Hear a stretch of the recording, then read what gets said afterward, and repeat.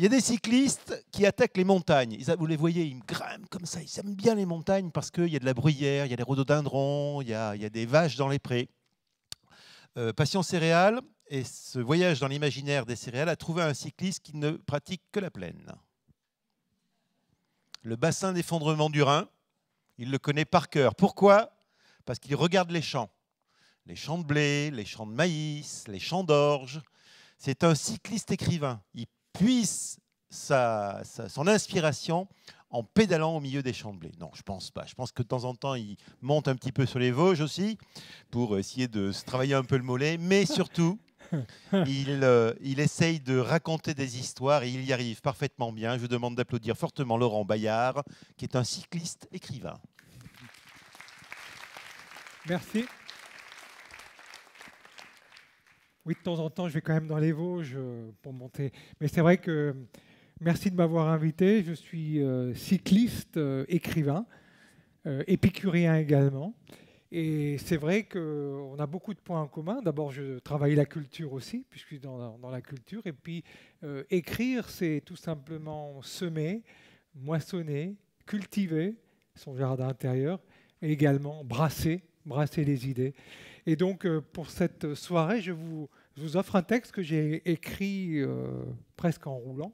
En tout cas, les choses sont venues en roulant, pour vous dire également la passion de l'écriture et de la bonne chère également. Épicurienne bicyclette, ou la clé des champs. Lorsque j'enfourche ma monture en chambre à air pour m'en aller au gré des routes bosselées du Korosberg, au nord-ouest de Strasbourg, l'émerveillement me sert de portulan.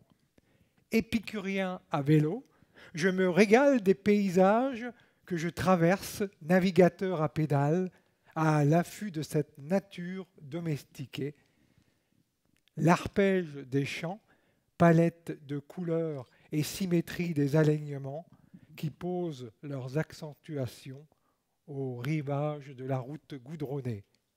Ainsi, lorsque surgissent les mâts de cocagne et autres filins tendus des houblonnières, mes papilles frissonnent déjà de 1000 plaisirs.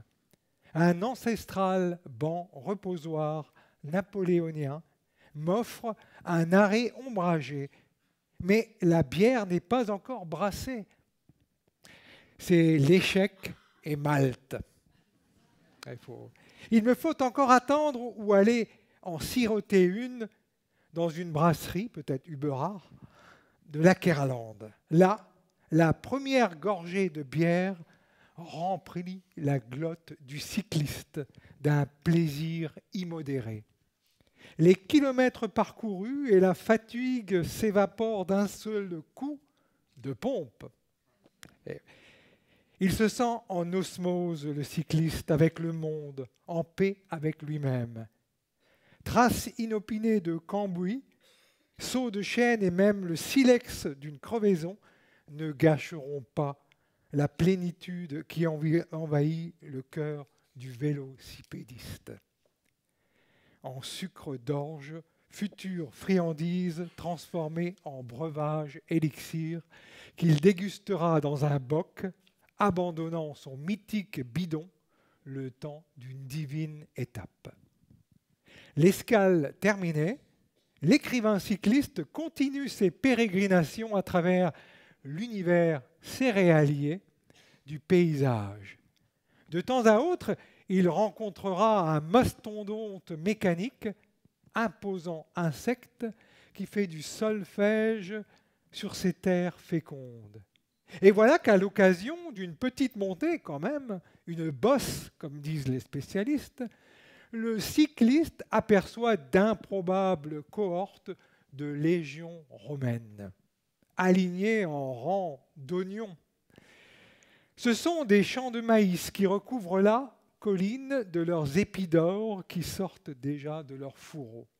Là, l'écrivain en danseuse, tout de même, sur son vélo, anticipe la saveur de cette céréale apparue sur les plateaux mexicains il y a plus de 6000 ans et ramenée par les conquistadors espagnols en Europe à la fin du XVe siècle, pour venir irriguer les terres fertiles du Korosberg.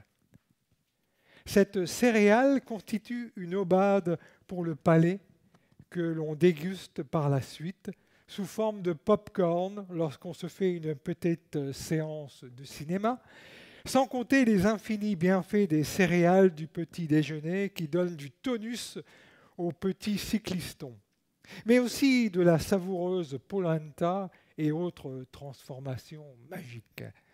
Mollets et cuisses qui prendront la forme d'épis de maïs, afin d'escalader les pentes vosgiennes quand même, ou les raidillons locaux.